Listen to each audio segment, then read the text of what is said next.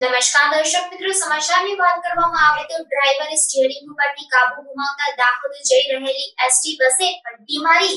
ગુજરાતમાં ચોમાસાની સિઝનમાં અકસ્માતોના બનાવો વધુ પ્રમાણમાં સામે આવી રહ્યા છે, ત્યારે સુરતમાં વરાછા વિસ્તારમાં વાપીથી દાહોદ જઈ રહેલી એસટી બસના ડ્રાઈવરે સ્ટીયરિંગ પરથી કાબુ ગુમાવતા બસ પલટી મારી ગઈ હતી.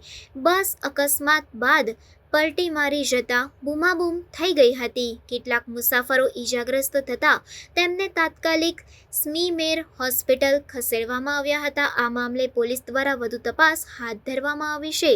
પ્રાપ્ત વિગતો અનુસાર ગઈકાલે રાત્રે વાપીથી આવી રહેલી એક બસ સુરત થઈને દાહોદ જઈ રહી હતી. આ દરમિયાન કિરણ હોસ્પિટલથી અલકાપુરી બ્રિજ પરથી પસાર થયા બાદ નીચે ઉતરતા સમયે બસ ફૂલ સ્પીડમાં પસાર થઈ હતી.